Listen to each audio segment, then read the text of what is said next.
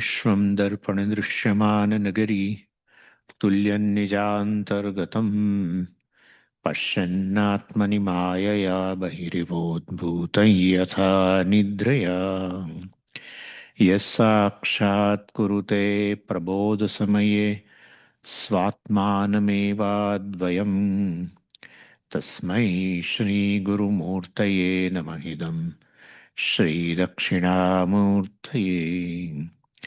बीजस्यान्तरिवाङ्कुरो जगदिदं प्राङ्निर्विकल्पं पुनः मायाकल्पितदेशकालकलना वैचित्रचित्रीकृतम् मायावीव विजृम्भयत्यपि महायोगी वयस्वेच्छया तस्मै श्रीगुरुमूर्तये नमः इदं श्रीदक्षिणामूर्तये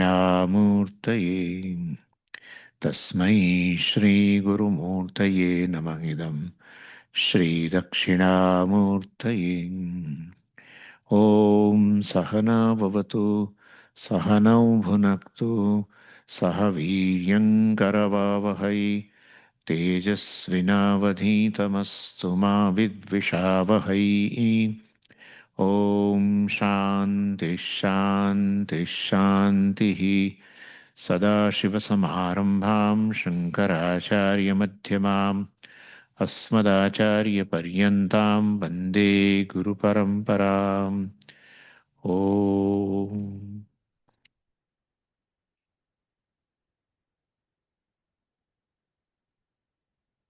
So I am Sakshi. This is what we have to understand.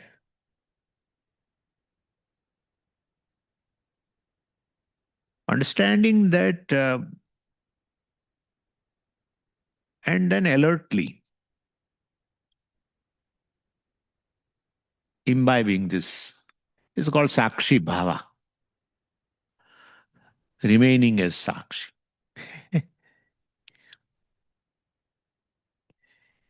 But when people talk about a Sakshi Bhava, means they think that they are not Sakshi. And with a certain effort, I can become Sakshi, which is wrong. They feel that, well, whatever happens in the mind, that I just observe. That's called Sakshi Bhava. That's what I am. And when I don't observe what is going on in the mind, I'm no more Sakshi. That's wrong. What's going on in the mind is observed by the observer. That is the mind. That keeps changing, and therefore you become observer sometime and you don't become observer. So we should know the difference between this observer, the awarer, which I'm generally saying, the knower, and this Sakshi. Sakshi also we can say knower for a moment. In Sanskritam we call Druk. So there are two Druk, two observers. One is the Ahankara Druk, right? The individual who is observer. And the Atma, which also is observer. So Atma Druk, which we'll be calling as Sakshi. And the other is Ahankara Druk. Generally, the way it has been described in a Drukdrishya Viveka is that here there are three observers. One is the observer who is sitting in the sense organ and observing the creation, right? So the observer sitting in eyes is called seer, sees the world. Then the observer sitting in the ears, called hearer. Observer sitting in the tongue is called taster. Observer sitting in the nose is called smeller. Observer sitting in this sense of touch is toucher. This is one. Then the second observer is a mind, right? Mind. And mind observes sense organs, and mind observes the world through the sense organs, right? So these sense organs themselves are observer. Then the mind is a second observer. Sense organs cannot observe themselves. So sense organs are observed by the mind. Condition of the sense organs, right? You are aware of, you observe the condition of your sense organs. Eyes are able to see, not see, clearly, not clearly. Ears are able to hear, not hear. So basically, the mind is a second observer, druk. And there is another observer, observer of the mind. Observer of the mind. So then that is final observer. That is, we are going to say it as a sakshi. And the difference is here we have to note that the Atma, we call consciousness, and now I have not too much say about it.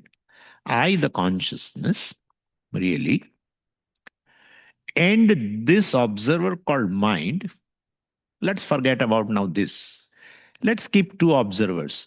One is a observer of the world through sense organs, that is mind. And one is basically the observer of the mind. Right? Observer of the entire mind. And all thoughts, aham and idam, I thought and this thought, every thought. That observer is awareness, consciousness. And this I, the observer, the consciousness, and this observer called the mind, who is observer of the mind, observer of the world, these two observers are non-separate. I mean, the consciousness and this ahankara, right? They are physically non-separate. Because really there are no two entities. Entity, the being, okay? 45 minutes in the morning, too much.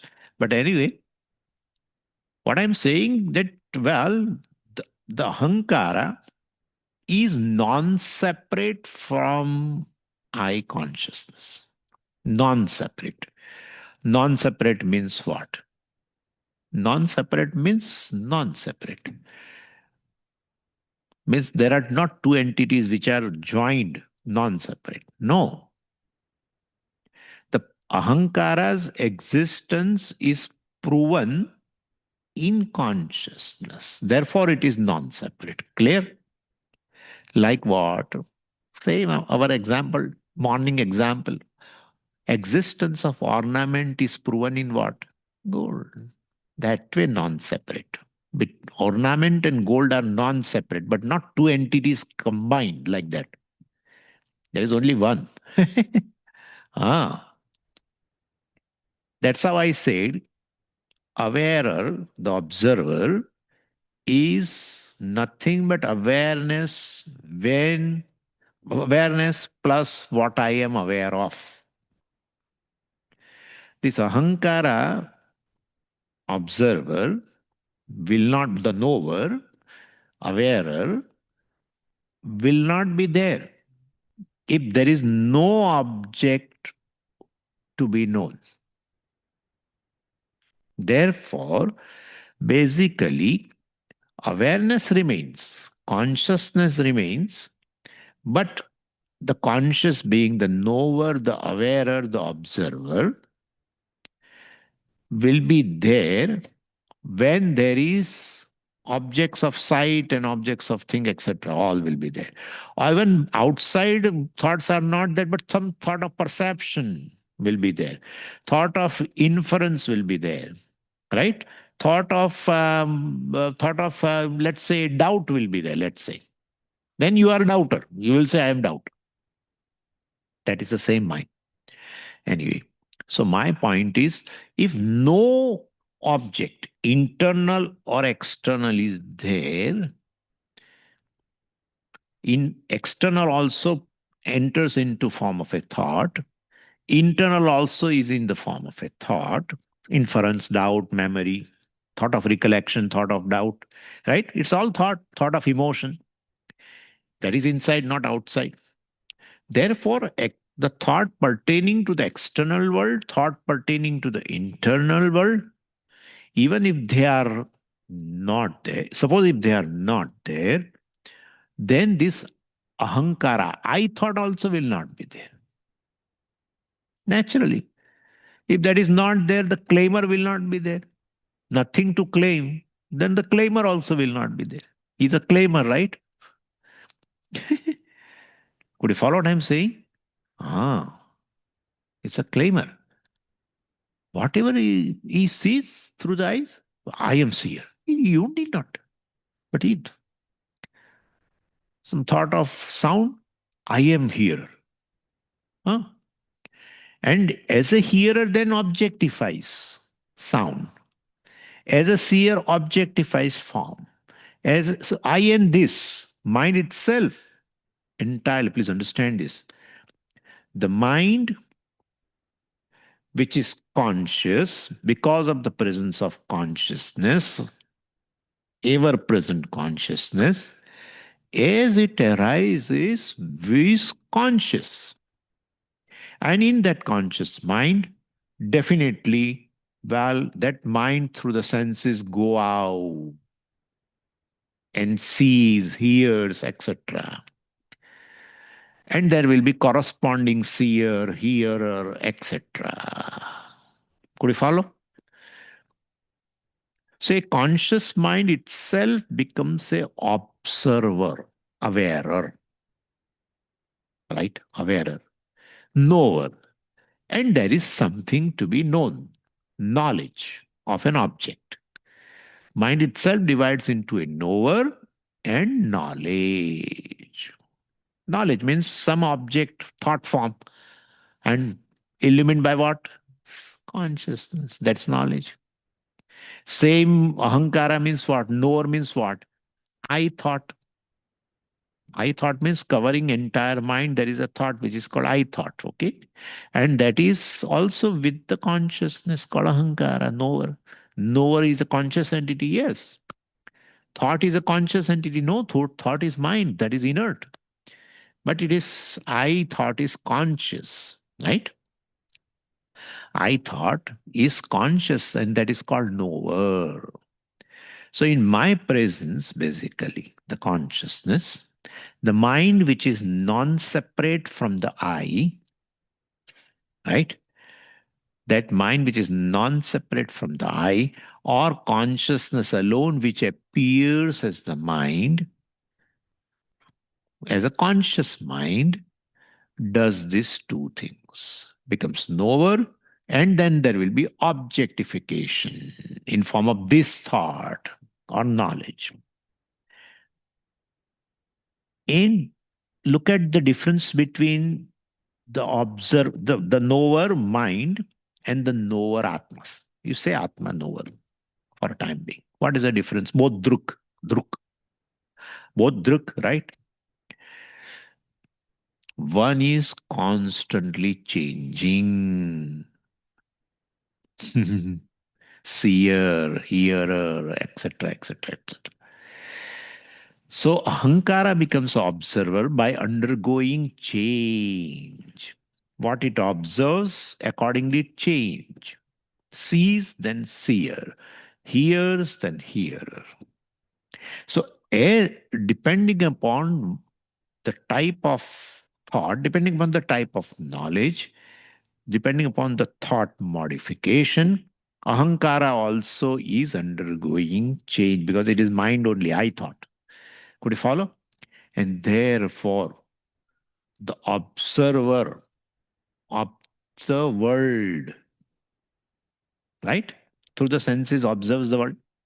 That observer is constantly changing observer.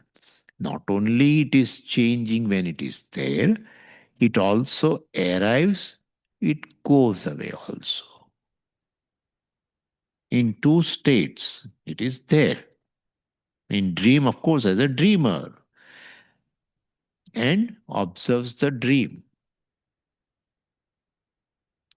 And while in waking, observes the world, sees the world, hears the world. Anyway, so basically, this observer is a changing observer. Whereas Atma is observer of the mind, changing mind. Means Atma is the observer of the ahankara and observer of the knowledge. Right? Knowledge also. Oh, I have this knowledge, now I have this knowledge, etc. Anyway, so that consciousness, well, basically, which illumines ahankara, mind means ahankara, and illumines the thought forms, other thought form, this thought form, right? Knowledge, that consciousness never undergoes change. That observer never undergoes change. In fact, it doesn't have, consciousness does not have even a free will to to observe. Consciousness does not have any will to observe. Consciousness does not have any effort to observe because it is consciousness. I am consciousness, and therefore, which is self revealing, automatically the mind which comes out, which is awake now, is illumined. Mind is illumined, whole mind is conscious in form of ahankara and in form of this thought. I thought, this thought, both are illumined. Ahankara is illumined, even this thought is illumined. And well, this thought is illumined, and therefore, well, such a mind goes out and illumines the world, right? The thought cannot, the consciousness in the thought or the illumined thought definitely illumines, well, the world. And then Ahankara says, I am a seer, hearer, etc. Ahankara also undergoes modify. So consciousness is without sankalpa, without will, without effort, illumines Ahankara and the world. Right? Through the senses, you can say. Because ultimately, illumined means consciousness should be there. Therefore, consciousness basically, which is called changeless observer. And really, it is not a illuminator or observer. It doesn't do any function. Could you follow? Since the mind ahankara is illumined in its presence, and what is illumined we call witnessed, right? We call witnessed. We call consciousness as witness consciousness. So witness consciousness doesn't do a job of witnessing. Hmm. Could you follow? Huh. What is Sakshi Bhava in the world is this Ahankara alone. Ahankara observes, oh, this thought is there. Oh, this thought. Because he has closed eyes. Therefore, thoughts of perception will not be there. All imaginations, memory, everything. So he is observing internal world. Just internal world. And it is undergoing change as per that. I'm inferor. I'm thought of recollection is there. Well, he will say, I'm a recollector, or etc. And even if you don't say, but it is ahankara alone. It's simply ahankara, nothing else. And that is why even that Sakshi Bhava goes off. Then he tries to keep it. Swamiji, I'm trying to keep Sakshi Bhava. Means it is a thought. Thought won't remain constant. Therefore, thought undergoes change. And therefore, there is an effort to keep. Effort to keep. Why should you? If you know that I am a changeless observer of the changing ahankara, changing these thought forms, no will on my part, no effort on my part. In my presence, the mind is illumined. Therefore, I am called illuminator, etc. Realist observer, etc. I don't do any job.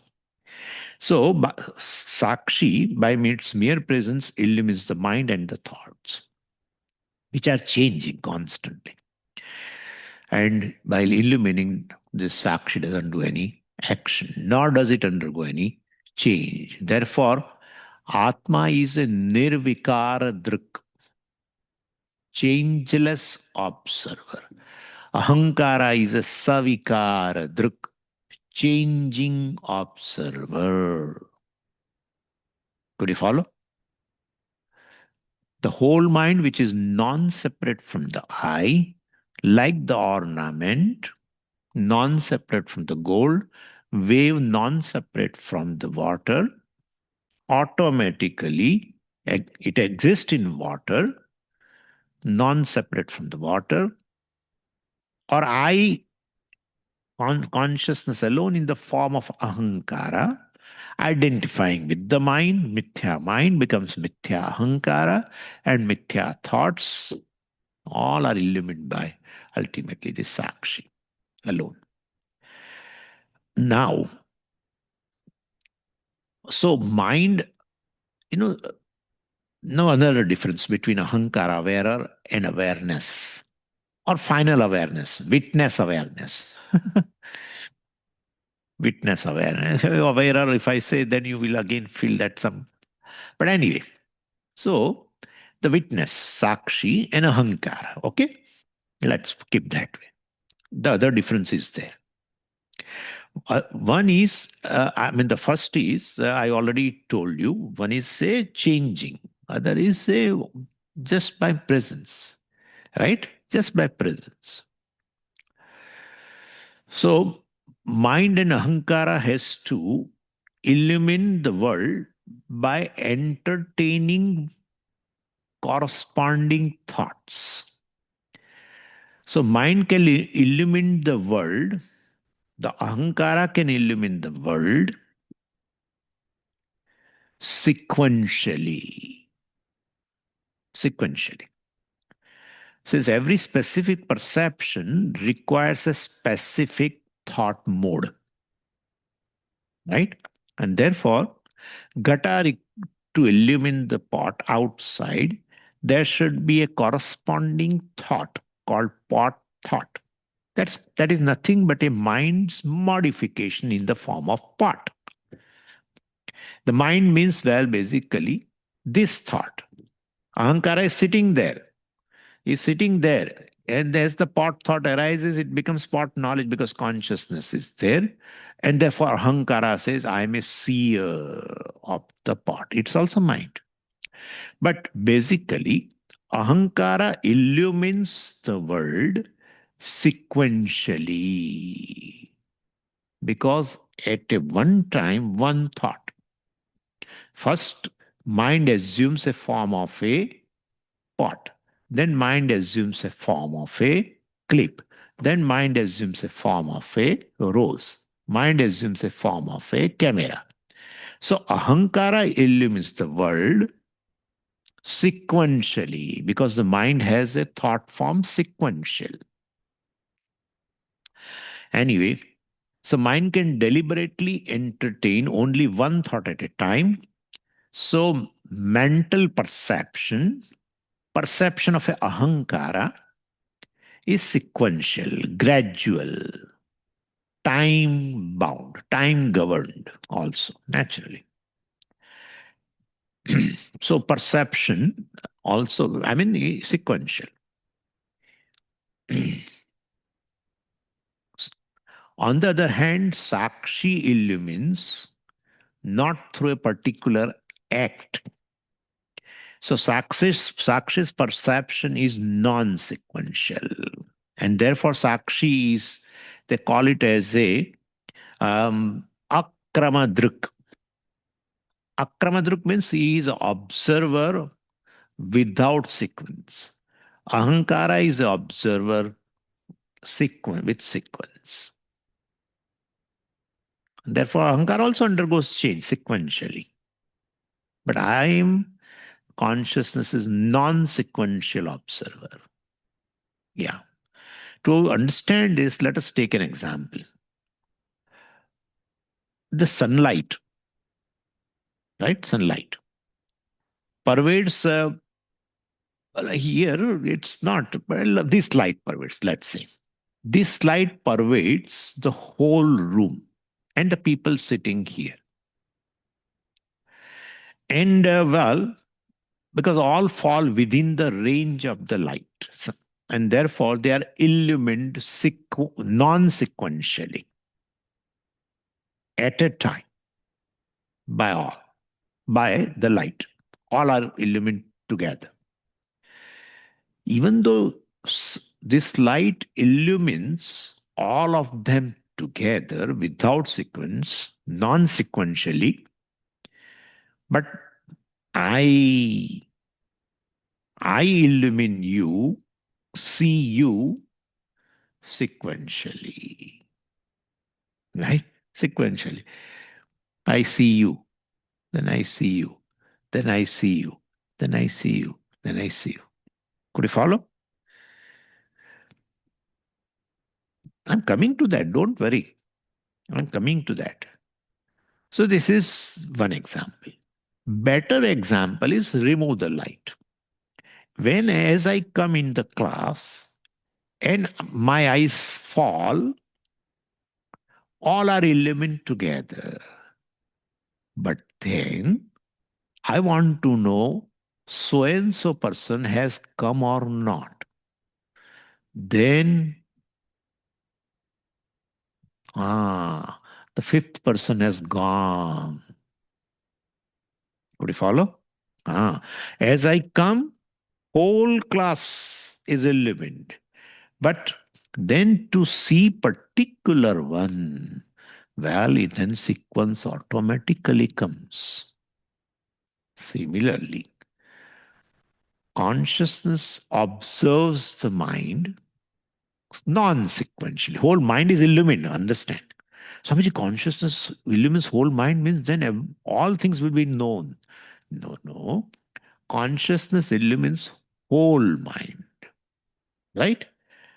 And the mind, that is Ahankara, illumines the world sequentially. Could you follow? So Ahankara is a sequential observer, whereas consciousness is a observer which is non-sequential. Could you follow? So this is how this is another thing between the change between two observers, two druk. Changeless observer, changing observer. I, both are I. Why both are I? Because consciousness alone identifies with the mind, puts the I sense in the mind, there will be I thought. Right? And therefore, Ahankara also is I. And consciousness is also I. One is a changing I, other is a changeless I. Clear? Changeless I. Changing I, well, changes even when it is there. The changing I comes and goes. Deep sleep state. Mind resolves, even Ahankara resolves. Ahankara resolves, then all knowledge also resolve. World also resolve, object also resolve. The knowledge of the world resolve, and Ahankara also resolves. But consciousness basically illumines a unmanifest mind. ahankara. Consciousness illumines the waking mind, the awake mind. Could you follow? So basically, consciousness illumines not sequentially. Consciousness illumines non-sequentially, ahankara and other things. Whereas the ahankara illumines sequentially. Another example is there that imagine an individual attending a Bharatnatyam concert. So even when this individual's hearing faculty is fully activated and is simultaneously exposed to all the musical instruments which are accompanying the artist, all of them fall within all the musical instruments which are playing right now, all of them fall within the range of my ears because I'm sitting in front. Even in hall also it is listened. But I am a knower of music, and I want to check every instrument now, whether they are playing properly or not. So even though all musical instruments has fallen in my range, I'm listening. But then when I want to listen individual, let me see how tablas are played. How the artist is playing a tabla, how the artist is playing a veena, etc. Let me check what is the shruti, etc. Then you have to when you want to see particular thing, you have to see sequentially. Could you follow? Same way, consciousness illumines the whole mind, ahankara and or any thought which is going to arise sequentially. But but then Swamiji, if other thoughts also illumine non-sequentially, then well all thoughts which have not yet come also will be illumined. Yes, the thoughts which have not come also illumined. How? As a known, right? You don't have a knowledge of that. Could you follow? So, Swamiji, even the thought has not occurred. How it is illumined? By the consciousness. Well, consciousness illumines the mind, means the consciousness illumines the knower and the knowledge which is arising continuously. And consciousness also illumines this changing ahankara. And consciousness also illumines simultaneously unknown. Could you follow? Known, which is in the mind. Unknown. There is something unknown, Swami. Oh, my mind is knowing this, but thousands of things yet not known. That is also illumined. Simultaneously, known and unknown are known where in the mind, in the consciousness. Okay, and therefore, otherwise you will not be able to know unknown. Even unknown is illumined by you. You know that there is unknown, and you know that there is known now in form of a thought. So, consciousness illumines non sequentially, whereas ahankara illumines sequentially. And as ahankara illumines a thought form, right, ahankara also changes. Could you follow? So, this is a difference between consciousness, sakshi. With respect to mind, I am called sakshi. Not that really I do a job of witnessing. I need not even, yeah, I need not even illumine because I am self-illumining principle, self-revealing principle, like a light principle, like a sun principle. That's better. Like a sun principle. Sun never does a job of illumining the world. Sun never does. Sun says, I'm shining. That's it. Shining is my nature. I nothing but shine. The world which is near, close, is illumined. Same way, the mind which is near, non-separate. Non-separate. The whole world is non-separate from consciousness.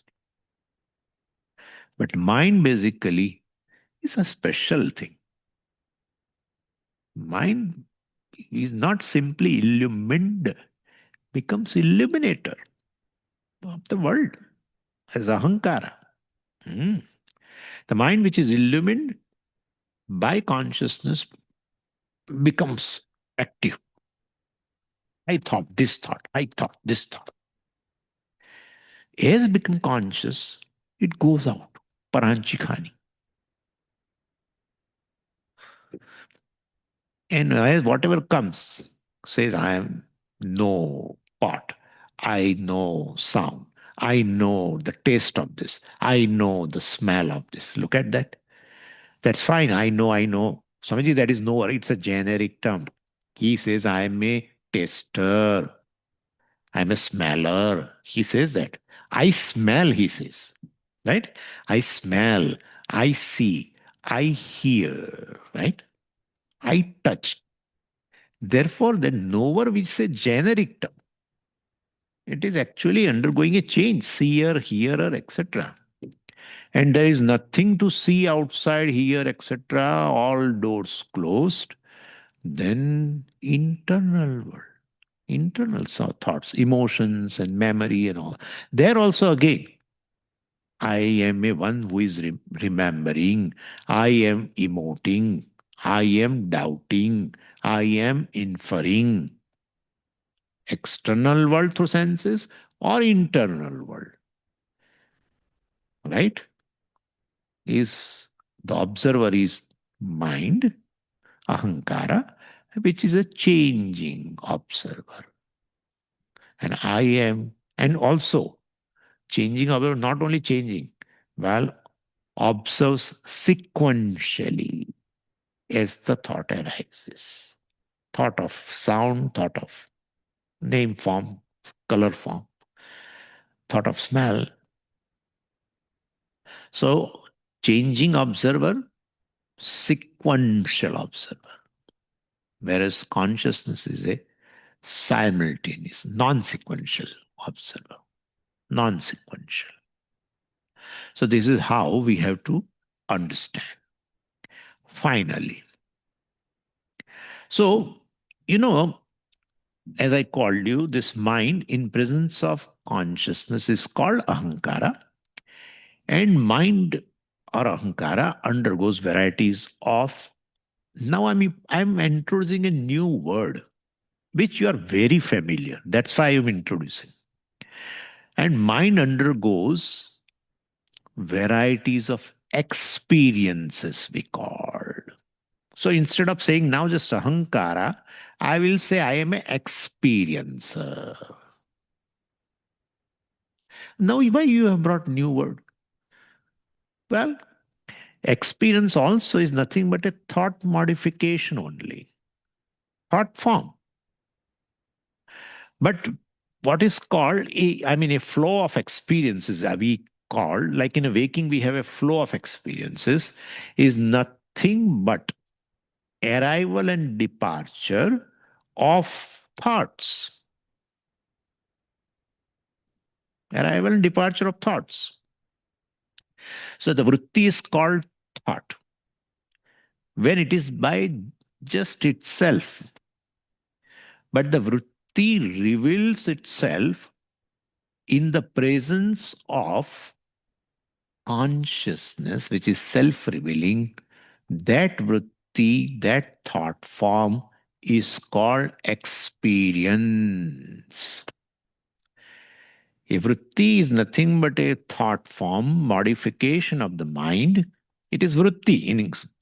But vritti becomes a anubhava because vritti is revealing in presence of what? Vritti is revealed in presence of what? Consciousness. Therefore, that revealed vritti, lighted vritti, right, is called experience. A thought itself is called experience when thought is capable of revealing itself in presence of sakshi or consciousness. So, by word sakshi, what is referred by to is only I, which is the Atma. And in the presence of this real Atma, well, the Chaitanyam, mind got arriving, departing thoughts. Each is revealing, not just thought, but it is a revealed thought, lighted thought, right? We call experience. I have a series of experiences. Object of experience also there. Then that's called what is experienced. Then what we call knowledge is nothing but this experience. Same thing. Thought form plus consciousness. I said knowledge. Thought form plus consciousness. Well, called experience. Why? Because that thought form is revealed, lighted in consciousness. Thought form is totally pervaded, soaked, soaked, right? Like that Rashagulla. Huh? In Rashagulla, at least two things are there. Rasha is there and Gulla also is there. Two things are there. But here it is nothing else. Remember, just a form, just a form of the mind, like like a clay and what? Like wave and what? That's how I always give a wave example. Wave is just a form. All that is there is what? What? Same thing.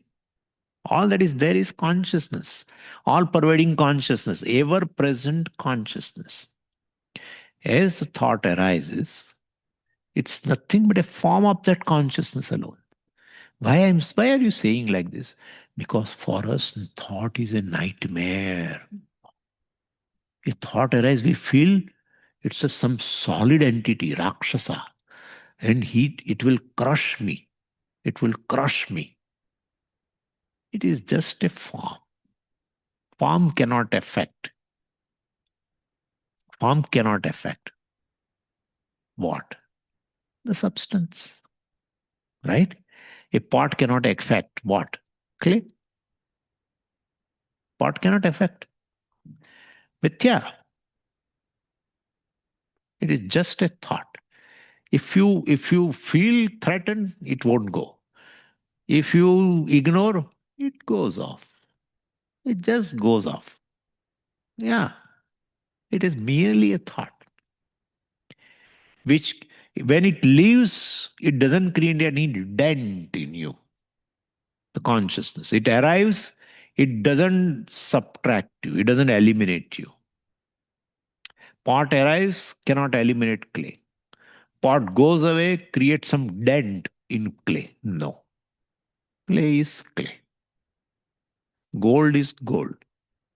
If ornament comes, gold goes away. Kya baat hai? Ornament goes. Swamiji, now ornament has gone. So now instead of 100 gram gold, we have a 30 grams gold because ornament has gone. Kya baat hai? Nothing. It cannot. Arrives and goes. What arrives and goes, that's the form. And for that form, we give a name. Particular type of thought form is there. Right? Yeah. Thought form of a clay. I'm sorry, pot. Thought form of a camera. Thought form of this. And it is all automatically revealed by what? Consciousness, which is ever present, ever is automatically revealed. When it is revealed, well, lighted, we call experience. So in my presence, the mind entertains arriving, departing thoughts.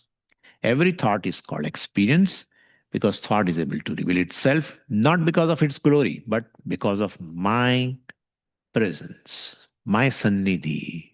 I am sannidhi. I am sannidhi. Yeah. So experiences are revealing thoughts, and thoughts belong to the mind. All the experiences belong to the mind. Final now. So all the experiential adjectives, Happy, unhappy with the I. I am happy, I am unhappy, I am hateful, I am jealous, I am frustrated, I am calm, I am angry, are attributes to the mind alone. Right? Because you say, I have an experience of a joy, experience of a anger, experience of this. They are all thought forms. And then Ahankara's job is to claim it, claim it, claim it. So basically, when you say, I'm happy, I am this, unhappy, I'm frustrated, I'm jealous, I'm hateful, right? I'm desperate, all belongs to mind only, which are nothing but my own manifestation. Mithya manifestation. Clay's mithya manifestation is what? What? They do not belong to the I, the revealer, self revealing, Atma, right? I am free from attributes, free from these attributes, emotions. So I am basically sorrowless revealer of the sorrowful thought, sorrowful mind, etc. And that is how in a Nirvana Shatkam, it is said, Name Dvesha Ragau, Name Lobha Mohau, Mado Naiva Me Naiva, Matsarya Bhava. I am merely Chidananda. With respect to mind, you can give me a status called witness. I am not even witness. But with respect to mind, which is witnessed, illumined, objectified, known, revealed, right? Revealed. Same thing, same words. Become evident. You can all use this word, right? Mind becomes evident. Mind is revealed. Mind is illumined. Mind is objectified. Mind is known. Mind is experienced, if you want to say, right? In form of ahankara and these thoughts, all are experienced. Because you say, I know that I am a seer now. And I know that I have a so and so knowledge now in my mind, knowledge of a pot right now. Therefore, that I is basically for whom even the knower and this knowledge, everything is objectified. That is ultimate knower, ultimate observer, witness consciousness. With respect to myself, I am consciousness, not witness. With respect to mine, I am witness consciousness. That's it. And witness consciousness is my nature. Not that it is, I have to make it, I have to create that, I have to create that Sakshi Bhava, witnesshood. No, I should know that I am ever witness. I should be alert that I am ever witness, changeless witness, changeless consciousness of this changing ahankara and changing other thought forms, experiences, right? So Name Dvesha Raghav, etc., etc. Shivoham, Shivoham. Okay? This is enough. Om Purnamadav Purnamidam Purnat Purnamudachyate Purnasya Purnamadaya Purnamevavashishyate Om Shanti Shanti Shanti Harihi Om Shri Gurubhyo Namaha Harihi Om